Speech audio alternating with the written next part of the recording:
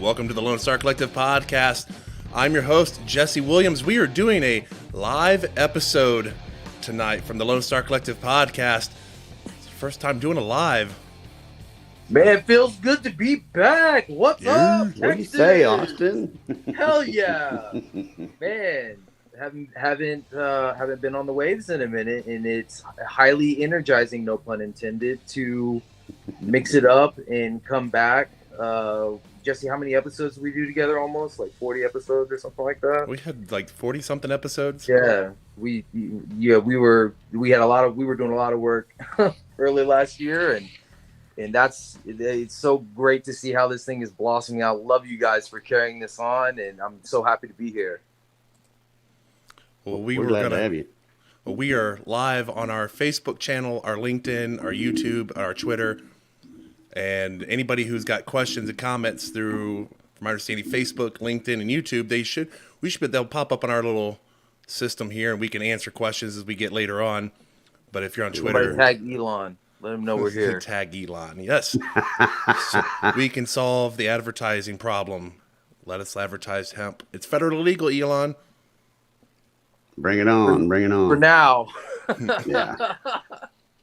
We'll get to that in a minute. So we're going to start talking about pre-filing of bills. That's begun. There's bills that have been pre-filed. What is, I guess, the one I guess is people are going to be wondering is what's the one we're really looking at right now so far that's been pre-filed? I know the one that historically has been the one to gain the most traction and movement would be Representative Moody's bill, and I think that one is HB 218. Am I correct? Correct. Yeah, and it's and I think it's I haven't actually dug through the bill. I've only looked at a little excerpts of it, but it seems pretty comprehensive and really is just a continuation of legislation that he's authored for what seems like session after session after session after session. And now we know what it takes to get it across the finish line. I think even in this legislature's climate, I think that Representative Moody's bill is going to be the one that I've got my eyeballs on for sure. Yeah, and that bill, if for those that don't know, that's classically the decrim penalty reduction bill, and this time there's something unique about it, Austin. Maybe you want to elaborate a little bit about the combination factor he's doing this time around. Right. So I think it combos flower and it just kind of reduces the penalties on flower and concentrates. And he had a concentrates bill that went really far in 2021, and it would have made up to 2 ounces of possession of a concentrate of cannabis, THC, Delta 9, a Class B misdemeanor. And in most big cities are really not even prosecuting Class B misdemeanors. They're either throwing it through a pretrial diversion program or charging it as a Class C at worst, or in some cases, like the city of Denton, which should be, or San Marcos, they're not even prosecuting these at all. So, that's kind of, I think, what we're looking for moving forward is really just getting along that decriminalization line. And the way the bill looks now, let me put an asterisk next to it, because it may not look that way going through the House, coming out of committee, going to the House floor, getting amended somehow, moving to the Senate, and then also getting amended there. So, what we have right now is likely to have some changes to it. So, highly likely. It is highly likely to have changes put to it. Yeah, absolutely. Especially with, the fact that the result of the election is what it is. I mean, we have the same leadership we've dealt with for the past several years, several sessions. It's going to be more of the same this session as well as next session. So we pretty much know what to expect in those regards, right? Yeah, don't, it doesn't take a strong Google search to understand where the executives in the state of Texas stand on cannabis, right? And those of us who've been entrenched in this effort really, really understand the ideology behind why these guys are acting in the way they are, and also any economic interest behind that. So I think it's pretty clear to say that it's going to be a struggle, and not for anybody. You know, let's stay positive. Let's Certainly. work with who we can, and move and continue to move the needle along. But it's going to be quite a challenge to get anything substantial, as far as like some kind of grandiose legalization thing in Texas. It's just that the climate with the current executive Yeah. leadership in our state is not conducive. And I will say, Ag Commissioner Sid Miller is a strong ally and a strong friend. Yeah. So, Yeah. it's not like all of the executives. The Ag Commissioner certainly appreciates our efforts and has promised to be more vocal about cannabis, and do what he can to further the cause. So I think there's a lot of positives to gain going into this session, and I would just advise everybody: don't get your hopes up, but keep your resolve. You're Texan. Nothing comes without backbreaking work in this state. So, just hold true and keep doing what you're doing. If you're on the west side and you're near New Mexico, I know you guys are already doing what you're doing. So, you've got activists and advocates in coalitions and organizations, and a lot of vested interests that are fighting for this cause. It used to be just, you know, handfuls of dedicated advocates. And now you're starting to see a lot of professional lobbyists and corporate interests. And there's a lot of people that are coming into the scene on this issue. So, Yeah. For those of you who are just joining in on our live stream, this is the Lonestar Collective podcast. We're doing it live this week across all of our platforms: Facebook, LinkedIn, YouTube, and Twitter. what So episode is this, Jesse? this would be number 62. Wow. I wish I'd gotten to 69. That would have been awesome. Well, I hope we're going to make it to 69. We got to bring back Uh, Wengler and Candiotti, yes, the ladies out of Houston, right? MC Wellness. So we're hoping MC to get Well, we're hoping to MC get Well, them yes. the shout out to those gals. We're hoping to have you guys back, episode 69. Yeah, of course, of course. That was definitely a fun experience. 69, dude. It was just the whole episode felt like puns, and like just like I felt like it was going to be uncomfortable, but it wasn't uncomfortable. It was pretty genuine. So, Yeah. and I think that's what we're all about, right? Is sharing feeling and emotion and compassion, and um, you know, I'm always cognizant of trying to make sure that we keep the cannabis culture alive through all the things that we're doing as we move forward, right? And I think those are all honorable characteristics, and we try to keep a noble mindset, because we're all our organization, our group, we're dedicated to doing this for the people, doing this for ourselves, doing this for our families, for our families, for our friends, and for the whole state of Texas, right? Yeah. So it you know it takes quite a lot of work to go to the Capitol and really put in this effort. And so I'm excited to take this journey again. This is, it really is an incredible journey. And I will say one thing, and I'll just drop it now. We are planning to be there day one, Absolutely. right? For sure. 100%. We are planning to be there day one, because it is, I feel, as leaders in the community, we need to let the public know that your leaders are on the ground day one, Yeah. right? We're there.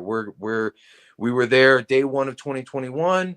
We were there day one of 2019. We're here going to be the day 2023. We're going to be there. And we want to create a space for, I think, people who are interested in learning more about this legislative process and getting engaged, to show up, because day one is like the perfect day, outside of lobby day, to show up and kind of learn, because that building is pretty intense, and you come up on it and you see like 200 years of like Texas history, and then you walk through it, and it's like, where do I go? I still walk in that building and I have no idea which way to go sometimes. You know what I'm saying? Unless we're like, it can be overwhelming. If we were like, I didn't even the first time I came into I didn't know that like most of the activity of the building goes on underground, literally. So, I think that being there day one and having people access that, and so that's going to be something I think we're going to work on over the next couple of weeks, and hopefully, early December we can have a more structured presentation that we can market for the remainder of the month before the legislative session starts, through Christmas and all of that. You guys think that's okay? Yeah, do we want to actually go ahead and kind of give an idea of what we're thinking about for opening day, Austin, even though it's not anything set in stone yet? Or do you want to discuss that, Chris? I don't see why not. I mean, we pretty well know what we're going to do. It's just a matter of the logistics of it at this point, right?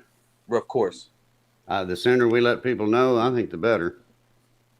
We're talking about being there, like Austin's saying, on opening day, which he's, like he says, that's the best day to go to the Capitol to visit your representative and your senator's offices and say hello. Just you sign in the book, you were there, and it's noted. And you can even write in there a little subject, hey, I'm here to support marijuana law reform or penalty reduction or whatever your feeling may be. And it's an open door for anyone and everyone. And a lot of times you even get to walk up and literally get to shake hands and meet your rep and senator on this day. You're not going to get that opportunity most other times. You're going to talk to a staff member or somebody like that. So what we're talking about doing is being there. Like, we're trying to figure out where we can all set up, meet, maybe have a breakfast for everybody to come in, and then we'll take you around in groups to go find your senator or representative's office. And that way, when it comes to lobby day, you already know where to go. Right. Exactly. Right. We want to make sure that people feel comfortable there. It's already intimidating enough that you have to go absolutely talk to a politician about something like cannabis. The fact that, the building is so big and there's just so much going on, and it just seems so overwhelming. It's very disorientating depending on like which side of the building you come in from. Yeah. Because like the 2019, I got used to coming in on the east side of the building, and 2021 we had to come through the one entrance, and that was it. Yeah. So it really threw me off that I was used to coming into one door, and then they're like, no, you got to come over this other one. I was going to say, Jesse, I know we're probably getting pretty close to a sponsor break, but I noticed we got 10 comments there. Maybe we want to go to a sponsor break and then come back and take a look at the comments. Yeah, we'll do our sponsor break, and we'll come back and look at comments. We've got people asking questions, and we'll start answering questions, get back into our discussions here at the Lonestar Collective podcast. So we're going to go into a sponsor break. I'm your host, Jesse Williams, Lonestar Collective podcast. I'm joined by two co-hosts this evening, Gramps and Austin. We'll be right back after our sponsor break.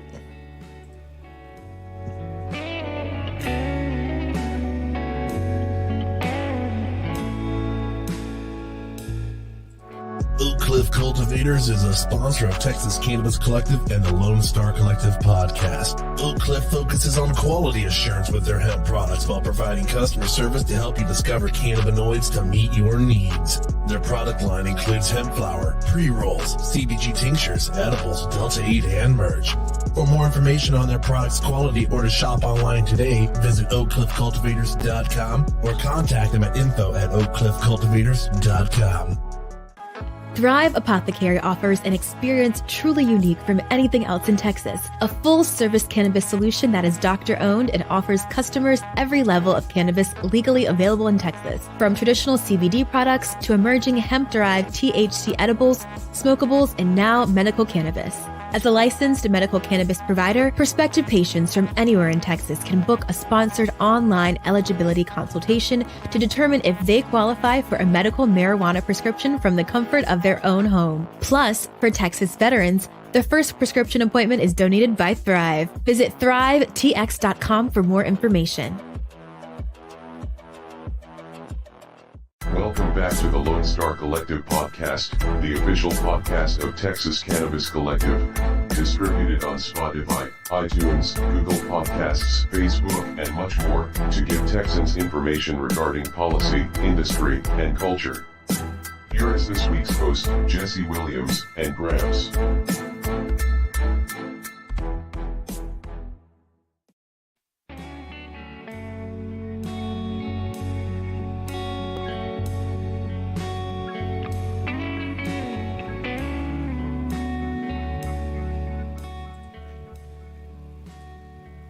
Welcome back to the Lonestar Collective podcast. I'm your host, Jesse Williams. I'm joined this week by co-hosts Gramps and Austin. This week, we are live on Facebook, YouTube, LinkedIn, and Twitter. But it's a milestone for us. It's the first time we've done this like this. We've had a show live. I know, awesome. And what's Super great about this little setup we have now is that some of them you guys can ask questions, make comments, and we get to see them and we can respond to them. Are they coming from different like social media sites, or is it like one specific site? So right now it's coming. Right now we're getting comments from Facebook, but we could get them from YouTube. I mean, if we had a Twitch channel, we could get them from Twitch. Cool. Twitter does not. We would be able to read LinkedIn comments, but we wouldn't be able to reply back. Like we actually have a comment system where we can actually reply back, and it puts it back out to all those platforms. That's pretty cool. Pretty neat. Yeah, social media presence is key. That's how this whole thing was built. So very much. But we had a question. Somebody asked about how do you change the law to let voters vote on legalization instead of the governor? And we did. I did write a response, a little quick thing about It's like that's a joint resolution. We have an article that describes that, a link to the article. But we have to have a constitutional amendment. That's the only way we get to vote, which means 2/3 of the legislature has to approve of this. The governor, and Senate. House and Senate. Yes. Say House and Senate. It doesn't go to the governor because it's already 2/3, supermajority there. And then it gets put on the ballot, and during the election, we all vote on it. And then the one that's in there right now, the one joint resolution that's been filed, would direct the legislature to create laws for a cannabis program. Yeah. Right. Which, I mean, in years past, it's kind of been like, well, it's just telling them to. So we would vote on it, and then it would tell the legislature to do this, and so the legislature still has to do it regardless, right? So why do we have to go through the joint resolution? We should just be able to petition our Congress to. I wonder. Just a thought, because this is typical joint resolutions, right? Every year, every session, we see the same type of joint resolutions, which do the same thing, cause the legislature to have to come back. Why can't they write the joint resolution complete with everything? I just don't understand that. Nobody's ever been able to explain that to me. If it's a joint resolution, write it complete, put in what the law is going to say, and when it goes into effect, if it passes, and put it on the ballot. If you get that through 2/3 of the House and the Senate, then it ought to be a done deal, right? Problem is getting somebody to write one like that. And we haven't noticed, but our other things, we've had other constitutional amendments that do just that. Yeah, exactly. Like the income tax item, that didn't go back to the legislature. We just voted on it. They said, okay, it's no a more done state deal. We're never going to have state income tax unless we go back to the same process again. We just need to find the representative or the senator who's going to go that extra mile and write the whole damn thing and have the balls to do it, Well, luckily we have 60 plus something freshman representatives that are coming into the legislature, or representatives and was there a Senate change? I don't think so. I don't recall if there was any real Senate change at all. We have a bunch of representatives. Don't quote me on the number, but a bunch of new freshman representatives that are coming in. Some from redistricting, which is our friend Mihaela Plesa out of District 70. We have just a bunch of new blood that is pouring into the legislature, and so there's a lot of opportunity there, right? So I would say that even though the old guard is still going to put up a defense on this, um, you know the new incoming class of legislators, at least from the House side, Republican or Democrat, tend to find this issue very favorable. Certainly. And that proves out in a lot of the local ballot initiatives, right? Because those were very heavily voted on by Oh yeah. majority of citizens. So I joked there's a lot of I joked about who showed up to vote, because apparently Gen Z and Zennials, for the most part, I guess, didn't show up to vote. But out in San Marcos, it was like 80% voted for that measure, and it was like, wow, I know who showed up to vote because I was out there helping gather signatures for it. So if you ever want to get anything passed, just put decrim on the ballot with it, and they'll show up. Yeah. Yeah, this is a moving issue, and it's nice to be able to own that, right? That we can own, this winning issue. Sure. That we played a part in. Gramps, me and you were both in Denton at the beginning of the campaign for the signature kickoff, right? And Jesse, you and a lot of our other team were in San Marcos gathering signatures, and really just continuing these campaigns all the way through to fruition. And now even on the other side, continuing the local battle that is going to continue, because it looks like there's going to be some issues in Killeen, perhaps. Denton has already today there was a Denton City Council meeting which I think left unresolved. So there's quite a few issues at the local level that we're going to have to continue to work on, at the same time as going to Austin, being at the legislature, and dealing with the state as a whole. And then who knows? There may be federal movement that happens too with the Biden administration and a lot of the stuff that he has recently promised. So we may see a rescheduling, descheduling, more mass pardons, more incentive for states to legalize that, things of that nature. So well, this research bill possibly shakes things up as well. I mean, Texas tends to flow with whatever the federal government's doing on this. And you don't think A&M is just sitting there ready to spend millions of dollars on, or get millions of dollars of research grant to grow can? They're already doing it right now. Like Texas A&M right now should be the standard for education on cannabis and really just the agricultural side of growing the plant. It's incredible not just Texas A&M, but I think Texas Tech is working on some things. I've heard of some rumors at the University of Houston. There are other institutions now in the state of Texas that are beginning to ramp up their agricultural investment in cannabis and hemp specifically. So sure.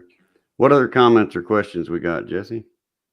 That's pretty much it. People were just like, "Hey, yay!" And is that it? Like, here we go. This is the other feature. Piper, hey, Piper. And then I responded as well to people that we're nominated for hemp awards. Yeah, don't forget that, folks. Hey, we won 3 hemp awards last year. All right. Yeah. If we did more this year, like we literally did like 4 or 5 times more this year than we did the year before. So, and that would include throwing a huge marijuana march in Fort Worth, successful ballot initiatives, specifically in Killeen and Denton, aiding aiding other organizations, being a coalition member. We've been doing a lot of stuff this year. I do want to respond to this. This just popped up about hemp will be the new battery liquid instead of lithium. It is great for batteries that would act as capacitors. And I'm saying this as somebody who has an engineering background, an electrical engineering background. I've looked into this extensively because, oh man, I want hemp. I want the hemp graphene to really take over for batteries. Sure. But it is not a good long-term storage battery option. It is better for short bursts of energies like a capacitor. So when we talk about putting them in cars, they're great for when the car's got to take that first initial takeoff. We usually use regenerative braking right now for that, but we could replace that with hemp graphene batteries. But that lithium battery that's more of a longer charge item. Piper's talking about Americans for Safe Access bill is on their website right now. She's got the link there. We just put it up in our video. So if you're listening to the podcast recorded later on, you can always go on our YouTube page and the video will be there. You can see this. I appreciate Piper because this woman is so dedicated. Yeah. Talk about an army of one. This woman is so dedicated for her family, her child, her children, other people's children. A session after session, she's at the Capitol pleading with legislators, testifying on bills. As I recall, Jesse, on the last day for the Senate to pass legislation or to vote bills, to pass bills, correct? You and Piper were literally going live at the rotunda. Yeah. I remember that. Plead with people pleading with people, call your senators. It's like hit the phones, call them now. It's like you got to call them. We're basically dragging this bill across the finish line. Right, and then in the back, in a secret room somewhere in a Senate chamber somewhere, a secret meeting happened and the bill passed, and the current structure of Teacup. Oh yay! Thank you, Lisa. Yes, Piper's just an amazing person, and Piper. Let me also extrapolate on this that Piper. Not only is she a wonderful woman who has a family and is dedicated to her family and dedicated to the community, but she is one of a number of so many powerful women that are leading at the legislature and have been leading for such a long time. And it's just so encouraging as a father of 3 daughters to see so many women who are using their influence and their intellect and their their knowledge and their professional prowess to really get in there and not just try to change cannabis laws, but are actively doing so. And have been actively doing so. Jesse, you remember in 2019, the Mama Crew. Oh yeah. That came in and like literally on the last days were in the lieutenant governor's office and the governor's office, and we saw some things get added to legislation, which is kind of uncommon. Usually things get stripped away, but we saw things get added to legislation in 2019. That was the year Abbott said, if the bill makes it to my desk, I'll sign it. Yeah, I remember that session. That was, they went in his office and he made a comment of, the bill makes it to my desk, I'll sign it.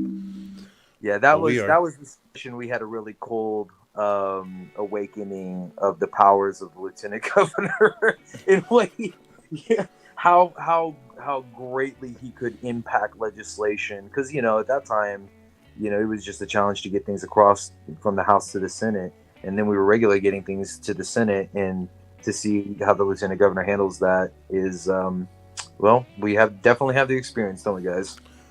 Yep. Well, we've got another question here. It's time for our sponsor break, though. Donna Robinson had a question. So Donna, you stay tight. We're gonna be right back. We got another sponsor break. We're gonna answer your question and work on that when we come back. This is the Lonestar Collective podcast. I'm your host, Jesse Williams. We're live on Facebook, Twitter, YouTube, and LinkedIn this evening for our podcast. We're giving information about legislative goals, advocacy, taking questions. Episode 62. We'll be right back after our sponsor messages.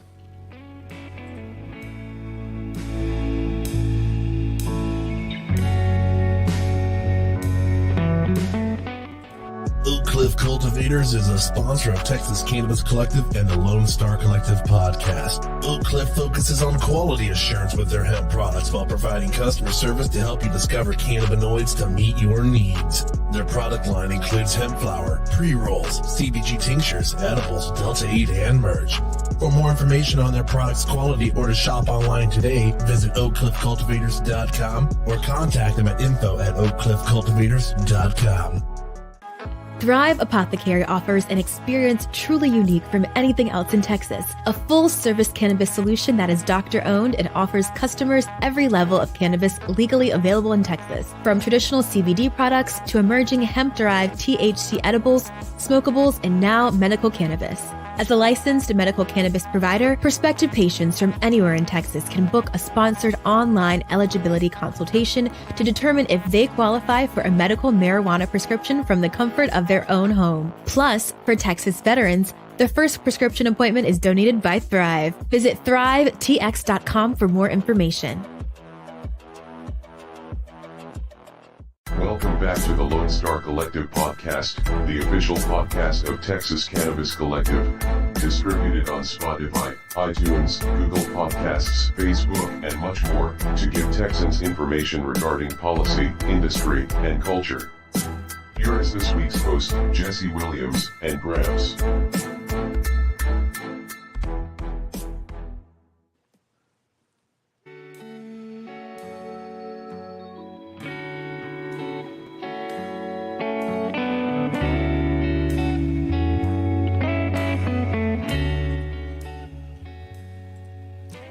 Welcome back to the Lonestar Collective podcast. I'm your host, Jesse Williams. We are live from Facebook this evening. I'm joined by co-host Gramps and Austin. This evening we've been discussing the legislative goals, news, advocacy, been taking questions. We're going to jump right back into that because we told the person we'd do so when we got back. Donna Robinson, you asked, is there a sign-on letter that y'all have to send to Texas representatives? And I would say my answer would be we it's not so much a letter. I know Texas Normal usually collects testimonies, and I think they might be doing a petition this year as well for people to sign on, and that they usually give a copy of that to the committee members, Austin. Yeah, usually during hearing they'll distribute a packet or a binder. Yeah. Binders of testimonies and Right. newer research and all that kind of stuff is usually put together and given to the different committees.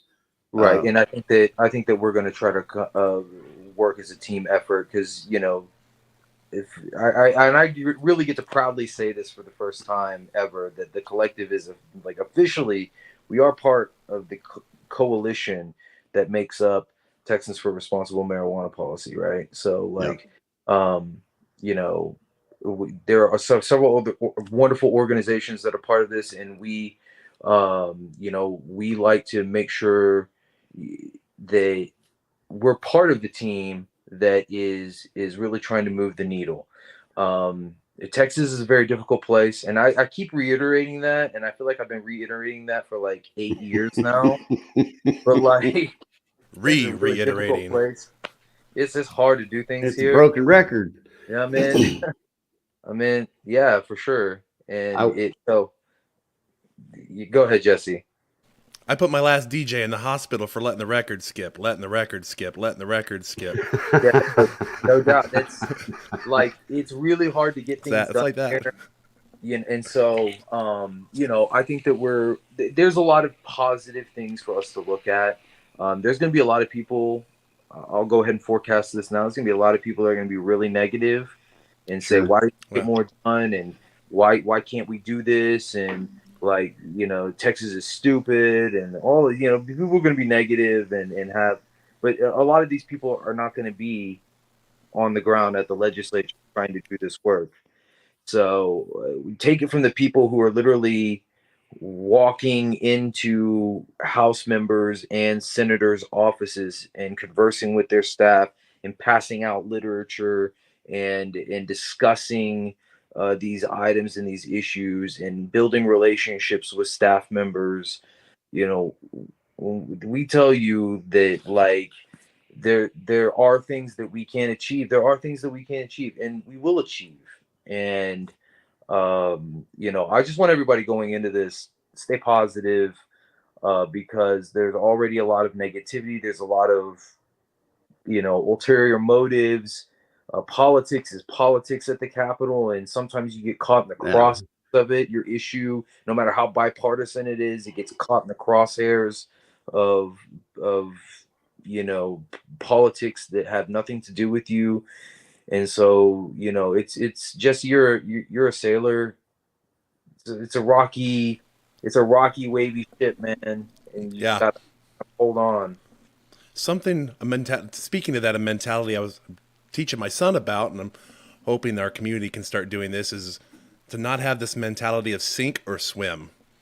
Yeah. And the Navy teaches us when we go through boot camp, they show us a situation where they put you all in a pool and they say, you're going to act like there's been a shipwreck, you're out here in the ocean, and basically you get in a big circle and you're locking arms, and half of you are kicking and trying to keep yourselves afloat and the other half aren't. And then you switch every so often. That way it doesn't take as much work to stay afloat and be rescued and continue on, as opposed to everybody trying to put in everything all at once. It's working together and working more efficiently and having that mentality that way, instead of every man for himself and, well, why didn't you get this done? And it's all you guys, it's your fault. As the meme goes now, you got to show up if you want to get it done. Yeah. Right. Yeah. Yeah. 100%. And to what Donna's asking about, like signing on and showing, is that we were discussing beforehand, we don't have a solid date, but we do know, like, we do lobby days where we try to get as many people together at the Capitol outside of just a traditional opening day. And we go to each individual senator's office and say, hey, like, I want to personally hand you my testimony, give you guys a statement or something, sign the book, and let them know how you feel. I support this bill, that bill, whatever bills we have that are having traction at the time, right? Right. And I think the most powerful thing about the lobby day, that you're with, you know, dozens and dozens, if not hundreds, of other like-minded individuals who are there for purpose, same mission. And so there's a lot of comfort there. Yeah. So, And I will have to say too, in response to her question, you know, Texas Normal and Texans for Responsible Marijuana Policy also continually do action email alerts that you can participate in. If you follow Texas Normal on Facebook, you'll see them there, or Twitter, or Texans for Responsible Marijuana Policy. And of course, we'll share those as much as we can on our socials as well. I think they've got 3 up right now that you can do on Texas Normal's website, where you can just say, hey, I support penalty reduction, I support legalization, I support medical expansion. And these are ways, if you can't make it to the Capitol, because we realize Texas is a pretty large state. Not everybody can take off work. Not everybody can make it to that lobby day. So pay attention to these things, because these are ways that you can also make impact. Believe it or not, they do make impact. So something I learned this last year, going to the Southern Hemp Expo a while back, and then some other expos over time, is that emails are great if the emails are coming from your email. The Action Alert thing, the Action Network, that would be able to clarify, Action Network. A lot of these staff have figured out how to actually, like, throw that right in the spam folder. They don't have to acknowledge that. But if it's coming directly from your personal email, you can go and take the letter they've posted up, paste that into your own email, find out your representative or senator's email, or even one of their staffers. My understanding and send it is to them that way. My understanding is that they're hip to that automatic spam stuff that's going on, and it is 100% illegal for them to do, and there is a stop being arranged and put to that. So I wouldn't put 100% faith in that anymore. What that information, if it was last year's information, because they are aware of it, from what I'm being told. I hate to go old school, but really, really want that logged properly, send in that phone call. Call, actually, Yeah. call the legislators off. That's true. Absolutely. I would say I Pick up always the recommend phone. pick up the phone, make the phone call. Call if you get a busy tone, call until you get a ringtone, and you Right. tell them. And even if you get a voice message system, leave that message Yes. because they have to record it into the record. I was taught way back in the day, and I found out apparently this is still true. That so say you send an email, they estimate that probably there's 10 other people who feel the way you do about this. If you send a physical letter, probably about 15 people feel 15 to 20 the way you do. If you're making an actual bothering to pick up the phone, talk to somebody, and take the time to do so over the phone and talk clearly and concisely, probably about 30 people now. If you're showing up to talk to somebody, they take it as you probably represent 45 to 50 people that have like-minded like you and want that. Depending on how knowledgeable you are about the subject and how prepared you are to have that meeting, it may be hundreds. Yeah. And and surprisingly, the person who taught me this was a staffer at one point was telling me they actually start tallying things like this on some bills. They will take a literal tally of marking down how many people have called, sent letters, so they can get an idea of where they believe constituents likely stand on these issues and whether they should vote for it or not. Yep. So you have people who actually want to be representative of their constituents. Yeah, that actually do their job that they were elected to do. There are those out there. And Sid said it during the hemp summit. He pointed out it's not so much our legislature. It really isn't. Our legislature is pretty much on board for this. And he explicitly said he's like, it's your statewide leadership. They're the two that are getting the final say on this. And he came from him. I was surprised. I was happy to hear it. It's like, it's the truth. Going to the Capitol these several times, you can tell the legislature's on board. We're seeing majorities in both chambers that want this done. So we know somebody else is stopping it. We have 4 more years of it. Without a doubt. That's already been decided. So we got to show up, got to give them hell. Yep. Right. We can't let up on them. That's for sure. When I say give them hell, that doesn't mean go and trash the place, people, okay? No. I'll make that clear. Let's be real. Do it in a peaceful manner because... cordial. Look, cordial, diplomatic, correct way. And we will, literally a month ago, not even 5 weeks ago, we led a peaceful protest down a crowded downtown street in Fort Worth, all the way to the courthouse and back. And we're talking hundreds and hundreds of people. And we had a festival all day long, in the central downtown Fort Worth. And so, no issues. Nobody got arrested. The city, the people, everybody loved it. Exactly. All right. And the police, everybody. If you are a part of this movement, then you know how to. Then you should know how to. Are expected to present yourself as such. If you're going to make an official visit to like the Capitol, right? So, I always try to encourage people to, exercise your First Amendment right.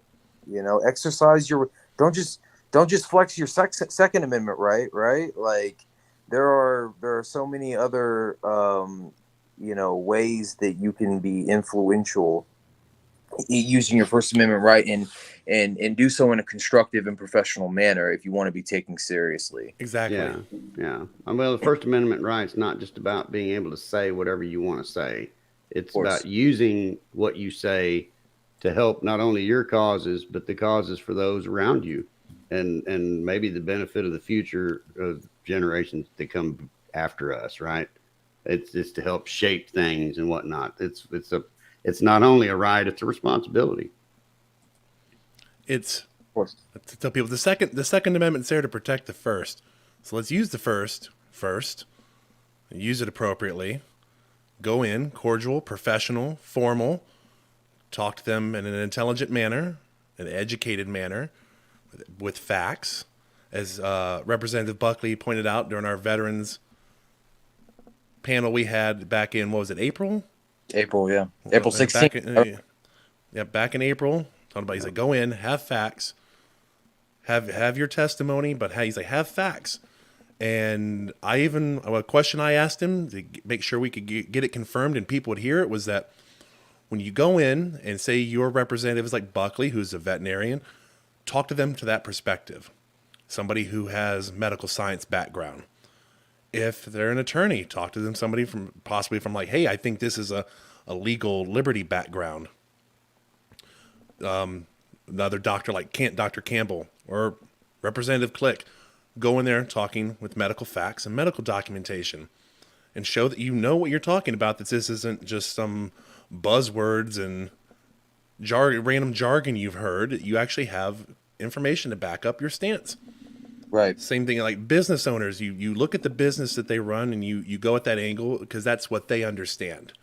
Speak the language they understand. Yeah, absolutely. Right. And see how you can incorporate your own personal story as well, right? Like you need a personal touch.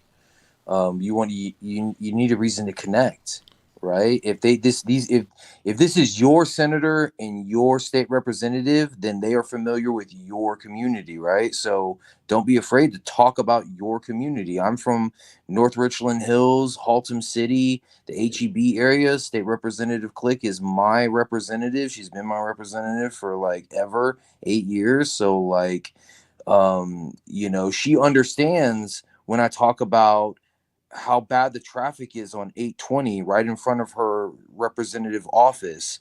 She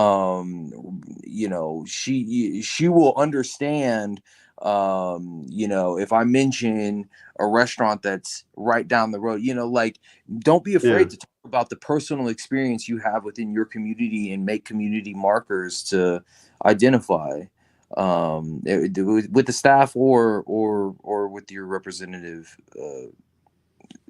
especially. So I say a big in is also if you know your representative has like a military background, discuss that. Discuss the military background with them. What's great, Jesse and Chris, you both guys can identify it because you've walked into all of these offices. The minute you walk in there, you will see so much paraphernalia from wherever they are from. Like, I'm from this is a representative from Nacogdoches and Lufkin, and like, he's got the high school like football helmet signed by like, all the players from 1998 or something like that, right? So don't be afraid to go in there and like hit some of these markers and like, identify with these people, especially if they're in your own community. If you're from Lufkin, talk about Lufkin. If you're from Amarillo, talk about Amarillo and the politics and listen, what we've learned is that local politics and local ordinances, and these are the things that drive the state of Texas, right? Texas is a very decentralized state when it comes when we're talking about government. It was really, Governor Abbott was very adamant about during COVID saying, hey, listen, I'm the governor of 254 counties. I'm not just the governor of Texas. There are 254 counties, and these 254 counties, have, their say in things. And then really, even when you go further than that, this local municipalities and cities within these counties have their own jurisdiction and own laws, right? So that's, these ballot initiatives, they've proven very beneficial that we can show at a local level. Well, and I have to. Or liberal area. Go ahead. I didn't mean to interrupt you, Austin, but I have to point out, there's already a lot of negativity coming out because, like what you pointed out early on in this episode about Denton City Council failing to act on it, and the issues in maybe Killeen and I think San Marcos. Even the thing I want to point out, even if these city councils decide to repeal these ballot measures on their own, which they can do, if they decide to do that, which I personally think they're political suicide if they do that. But if they decide to do that, beyond that fact, we still have the results of the election process as ammunition in our statewide argument, in my opinion. Those results don't lie. The people spoke in each one of these jurisdictions plainly and loudly. Of course.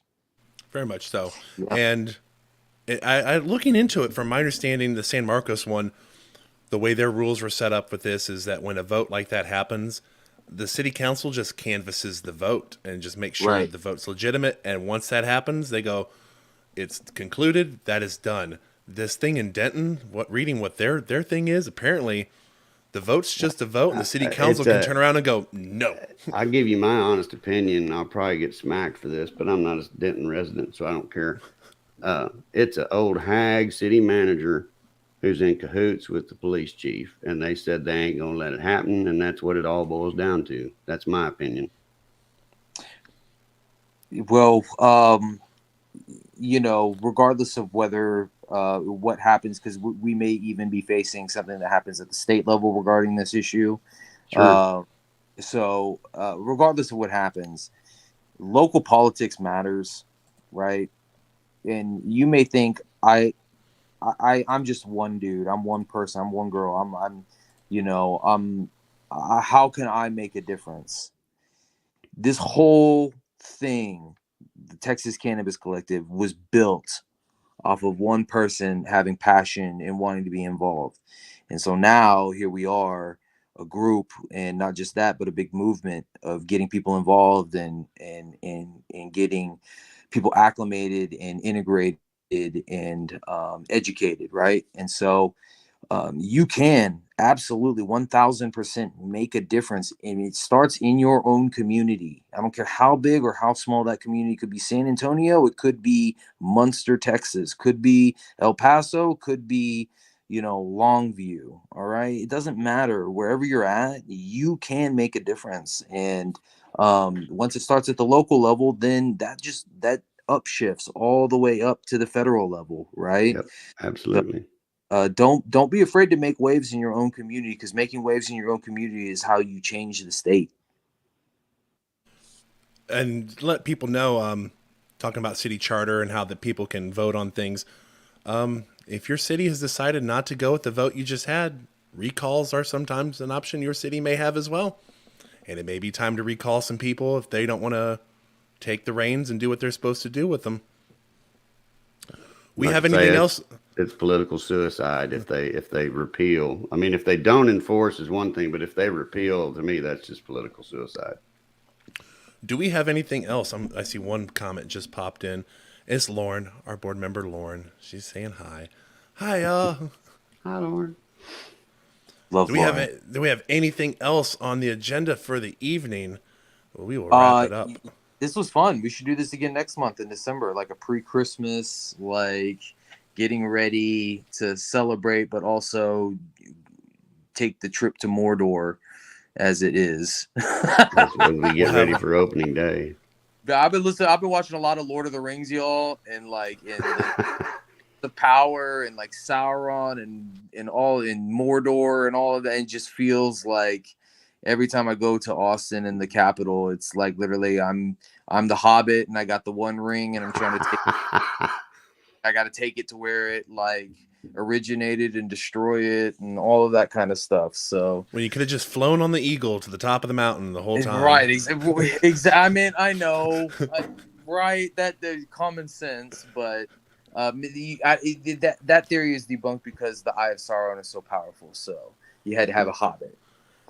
I wonder if we can call it the Toklers Cannabis Collective, the Texas Cannabis Collective Toklers Christmas Special. Toklers Christmas. So that's what we got to do next time. Get the three of us and get like a special guest. And it's just an hour long of us like cutting up and talking stuff. And this was fun, man. Like I've really missed doing the podcast. This was a lot of fun. Damn, it's been so long that like I didn't realize how much fun I have doing these things. Well, welcome back, Cotter. I know, man. I'm excited. Let's plan next month. Let's do this, and we'll get a super special guest. All right, let's see what we can do. We will work on that. So, with nothing else left to do, that is going to wrap it up for the Lone Star Collective podcast. Man, what an episode. And we went live. We had a live episode for once. I'm your host, Jesse Williams. I'm joined this week by co-host Gramps and co-host Austin Zamhariri. It's been a hell of an episode. This is episode 62, the Lone Star Collective live episode. We hope everybody has a wonderful holiday. Stay safe out there. Stay warm and enjoy your family and the time you have with them if you're spending time with your family. Peace and love to y'all. Adios. Woo!